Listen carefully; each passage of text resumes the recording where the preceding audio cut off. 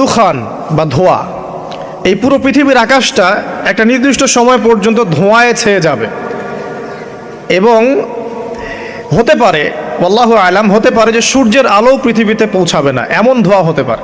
পুরো পৃথিবীটা ধোঁয়ায় ছেয়ে যাবে, এটা সূরা দুখানের মধ্যেও বলা আছে। এটা 5।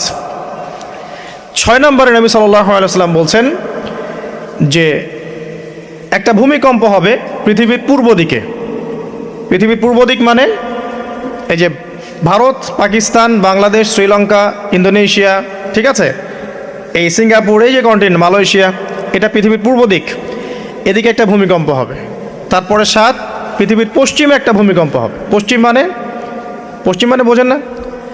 পশ্চিমা বিশ্ব না, সৌদি আরব না, পশ্চিমা বিশ্ব, ব্রিটেন, ফ্রান্স, জার্মানি, তারপরে এই যে রাশিয়ান কন্টিনেন্ট, হ্যাঁ, ইউক্রেন, এদিকে আপনার আমেরিকা, এই পুরো পশ্চিমা বিশ্ব, এখানে একটা ভূমিকম্প হবে বড়। এবং এগুলো এমন হবে যেগুলোতে ভূমি মাটিতে ধসে যাবে, মাটিতে ডুবে যাবে। ভূমিকম্প না, ভূমিধস। 8, পৃথিবীর মাঝখানে মধ্যপ্রাচ্যে একটা ভূমিকম্প হবে, যেখানে আমাদের সো কল্ড আমিরুল মুমিনিনরা থাকে, এদের এখানে একটা ভূমিকম্প হবে ইনশাআল্লাহ তাআলা। আর 9, ইয়েমেন থেকে একটা আগুন বের হবে। ইয়েমেন থেকে একটা আগুন বের হবে, যে আগুন মানুষকে হাসরের মাঠের দিকে তাড়িয়ে নিয়ে আসবে। আরেকটা বলেছেন 10 নম্বর, সূর্য উঠবে পশ্চিম দিক থেকে। সূর্য উঠবে পশ্চিম দিক থেকে, তাহলে আর সময় নাই, পৃথিবীর সময় শেষ। এই 10টা মনে থাকবে? আসেন বলি। প্রথমে কি? তারপরে ইয়াজুজ আর মাজুজ। 3 নম্বর ঈসা ইবনে মারইয়ামের প্রত্যাবর্তন। 4 নম্বর দাব্বাতুল আরদ, জমিন থেকে প্রাণী বের হয়ে কথা বলবে মানুষের সাথে, ঠিক আছে। 5 নম্বর কি বললাম? ধোঁয়া, দুখান, ঠিক আছে।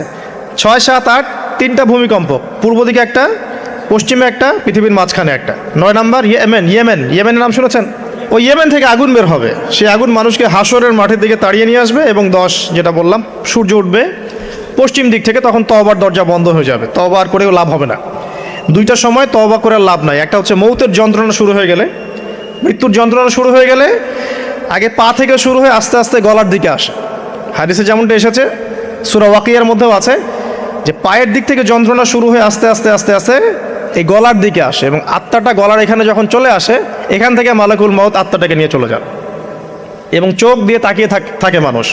রুহটা চলে গেলে মানুষ চোখ দিয়ে তাকিয়ে থাকে, দেখবেন এই কারণে মৃত ব্যক্তি তাকিয়ে থাকে, চোখ খোলা থাকে। এবং তখন আসমান থেকে সিঁড়ি নামিয়ে দেওয়া হয়, ওই সিঁড়িতে করে আত্মা চলে যাচ্ছে, ও তাকিয়ে দেখে যে আত্মা চলে যাচ্ছে। এবং মানুষ মারা যাওয়ার পরে চোখ